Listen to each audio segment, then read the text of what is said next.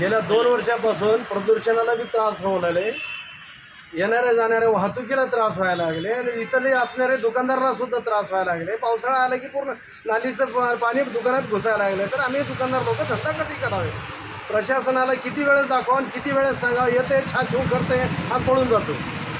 त्याचं काही permanent solution कोणी काढायला तयार नाही। यांना म्हणते PWD वाल्या म्हणतात याच्यामध्ये आहे, नगरपालिकेत आहे, नगरपालिकेला म्हणतात BNC मध्ये आहे। अरे मग आवाज तरी आम्ही लोक जावं तरी कुठं जावं हे सगळं काम करायला? याचा एकदा निकाल लावा, नाही म्हणलं तर आम्ही धरणे आंदोलन करू यापुढे।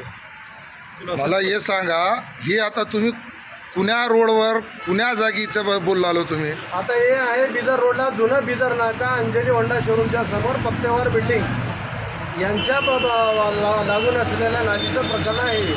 आणि इथं नुसतं आम्ही एकटे पत्त्यावर बिल्डिंग नाही, इथं सामील आहे, रॉयल बेकरी आहे, सामील आहे, पुन्हा हिरो शोरूम आहे, आमची पत्त्यावर बिल्डिंग आहे, पुन्हा इथं शाळेचे 2 क्लासेस आहेत, पन्हाळे क्लास आणि संजय घोडावतचे क्लासेस। त्यावेळेस छोटे छोटे लेकरं ह्या रोडवरनं पलीकडून जावं का अलीकडून जावा? हा नाली पलीकडून जाता तर वाहतुकीचं अडचण, अलीकडून जावं तर गाडीची वाहतूक लागलेली असतात। तर लहान लेकरं जावं तरी कुठं जावं?